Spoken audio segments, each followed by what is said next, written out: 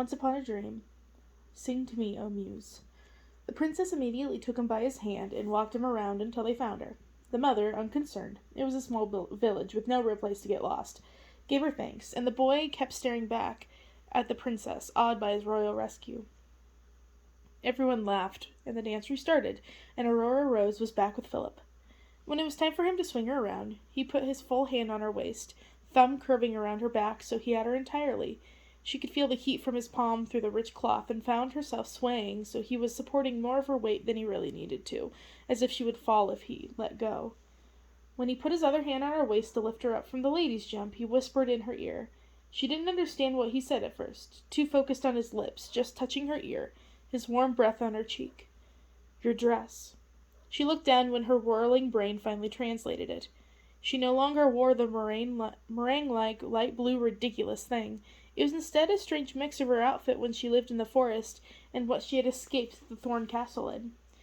An old brownish skirt and black corset top, but with a golden shirt that flowed under the corset and over her hips like a tunic. The skirts were all ripped and in tatters, and her shoes were once again gone. She shrugged. It's my dream, isn't it? She said, whispering in his ear. Philip raised an eyebrow, thinking about this. And then the moment was over, and they were returning to their lines. After that dance ended, a circle dance began, which was a little disappointing. She wanted to be close to Philip again.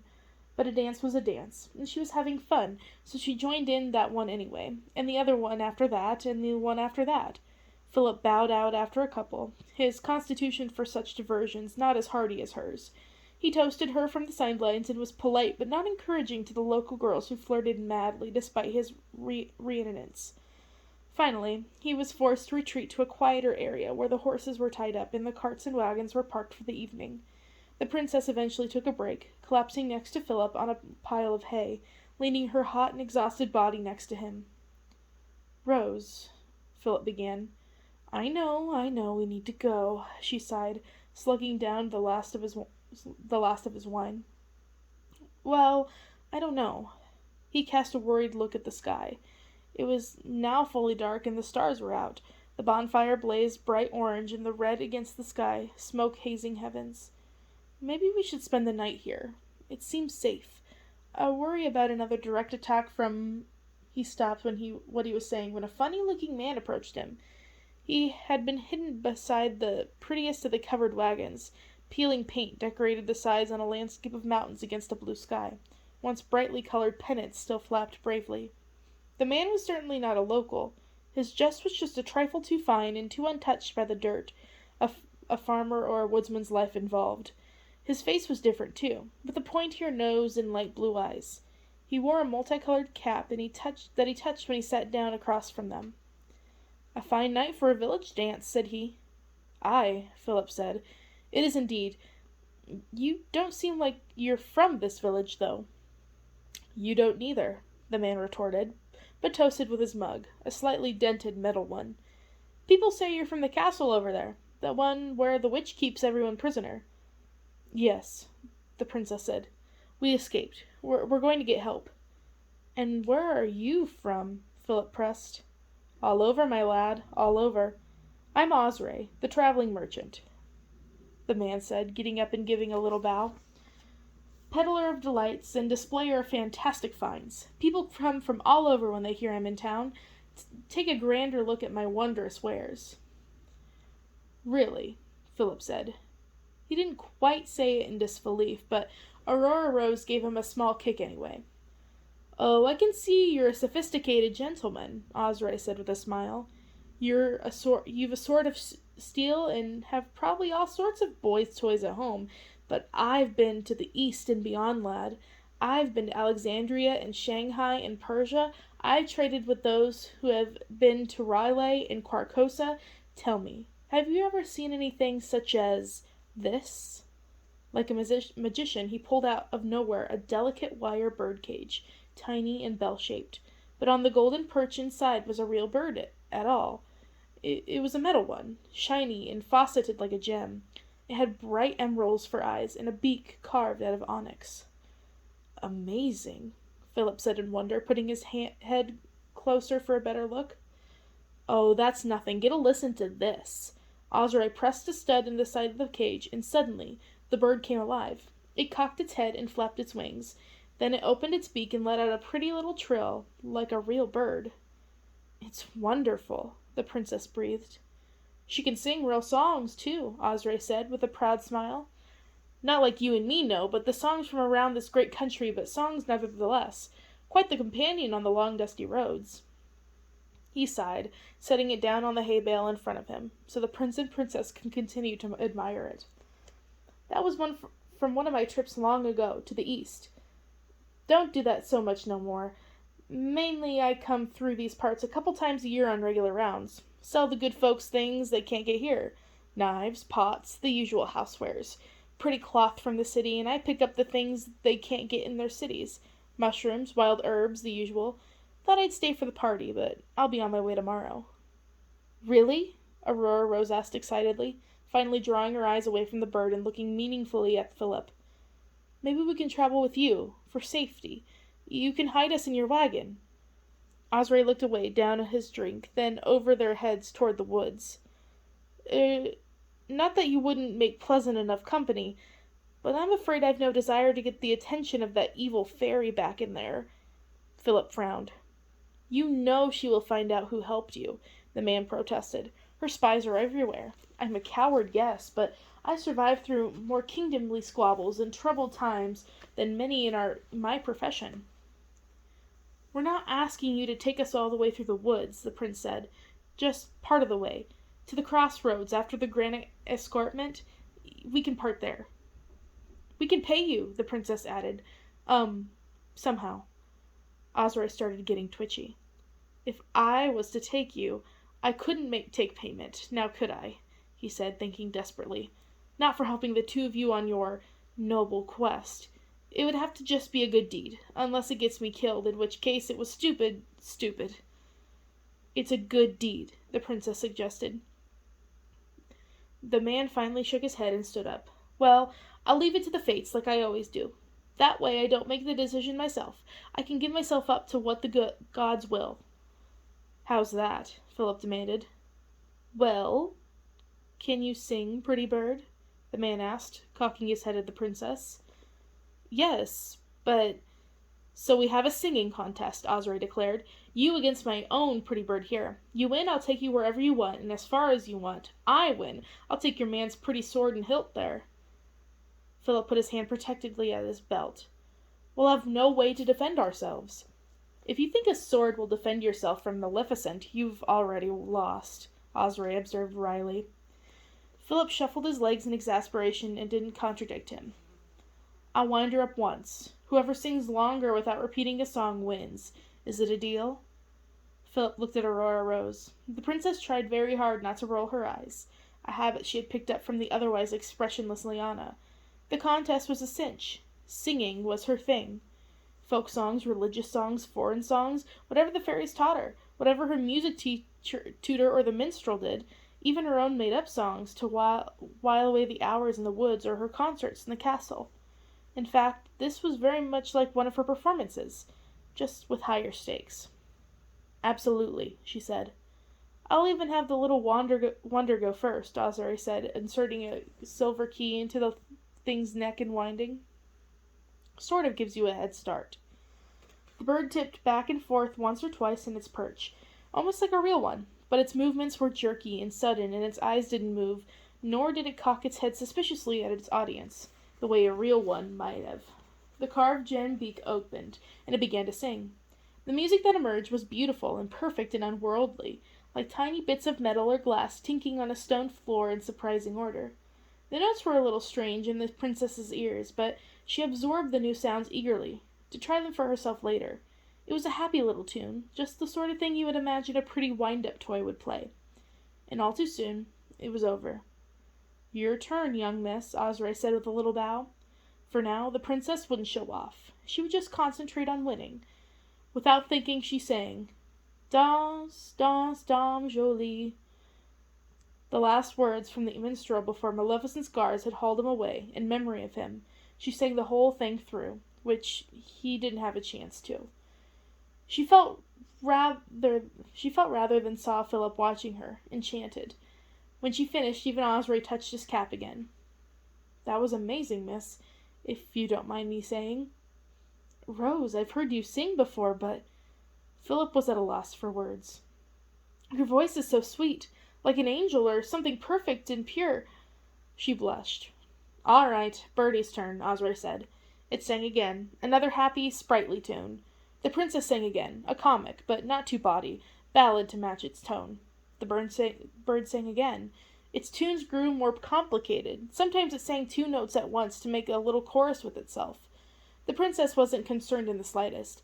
She had a repertoire of hundreds of ballads, canticles, and rounds to choose from. Slowly its song began to change, from the simple country airs to tunes that were sweeter and sadder. It held its notes and trilled in minor keys. When it sang, the princess listened, enraptured. At the same time, she was impatient for it to end so she could begin her own response.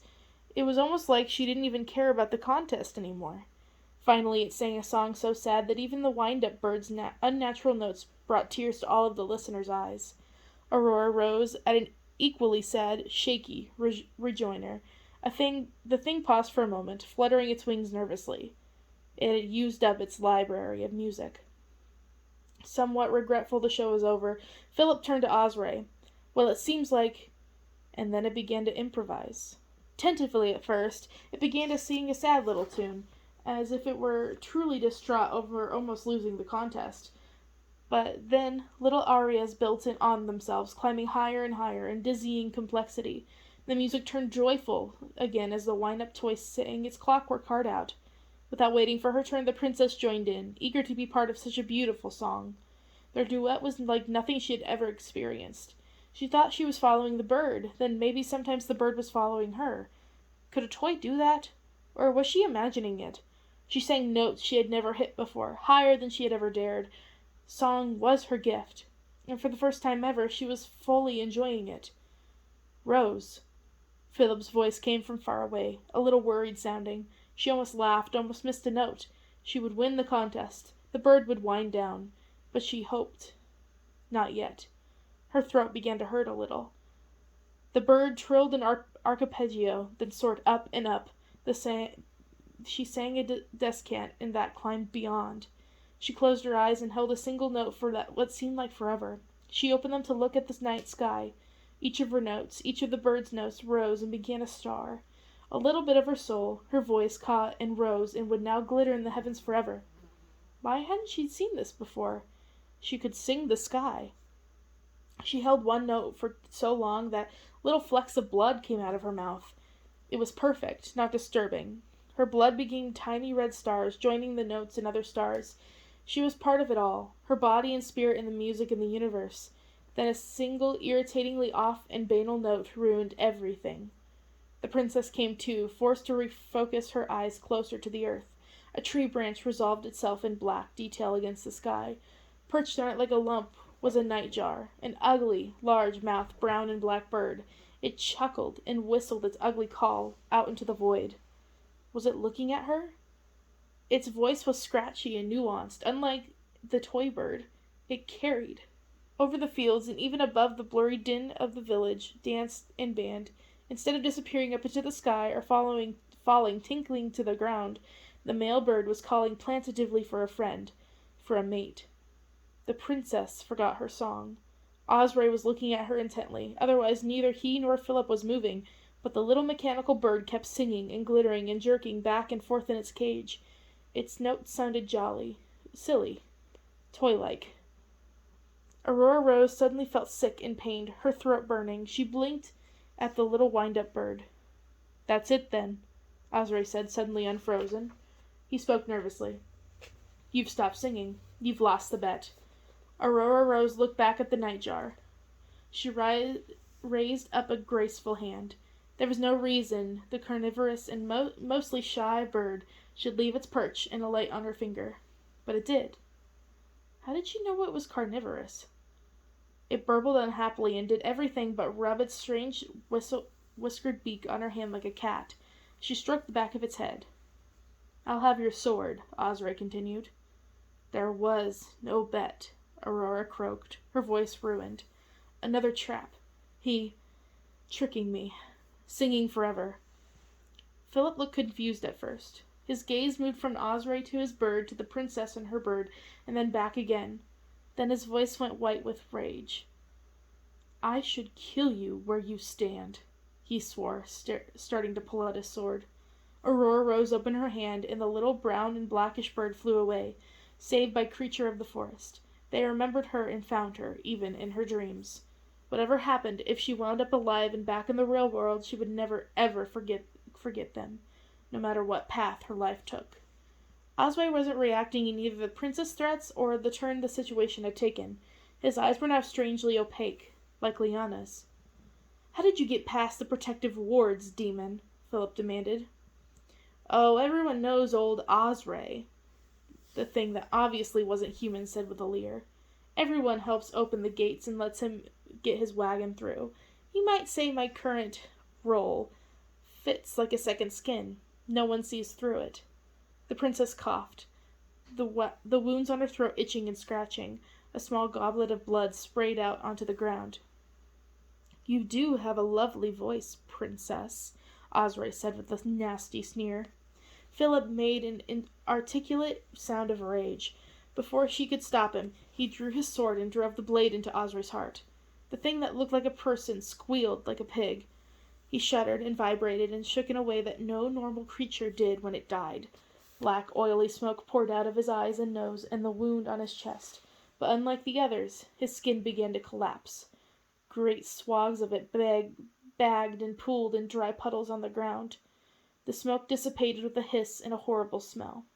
All that was left was the thin shell of the original Osray. The human-like husk a demon had hollowed out and moved into, like a mummer into a costume. The princess turned and closed her eyes. "It's not real," she mouthed silently to herself. But was there a real Osray in the real world? Was he dead now? Was there a real demon in the world as well? Was it dead too? Where did the dream end and reality begin? "Well, at least you won't report this back to her now," Philip said shakily, wiping his sword on the grass again. The princess coughed, a little less blood this time. She really would have kept singing forever. Some day, when she was awake, this would be a hard-to-keep hold of dream memory. The only thing that would remain would be a feeling that she had sung with the angels, that she was one with the universe.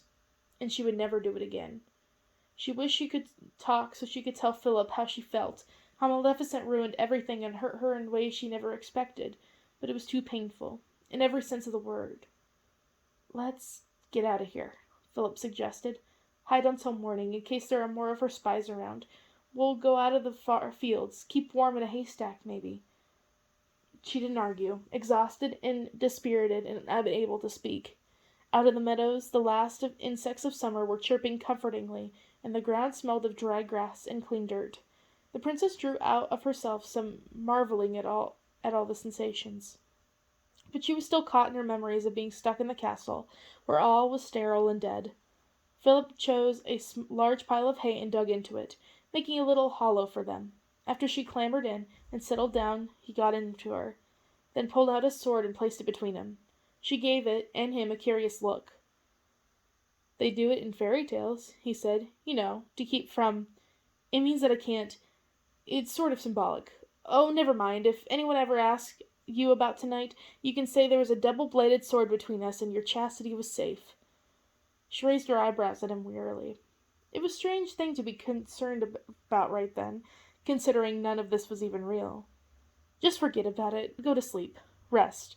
Whatever one does in a dream when one is tired," Philip said, taking off his cape and laying it over both of them. "I know I'm exhausted." She curled her back to him. It would have been warmer if the sword wasn't there. She wanted to be held, by Philip or her fake aunts or a real mother or father, or even Maleficent, the way she imagined her to be. Tears began to fall silently from her eyes and soaked the hay under her head, faster and faster, until she finally slept. And that's when she finally woke up.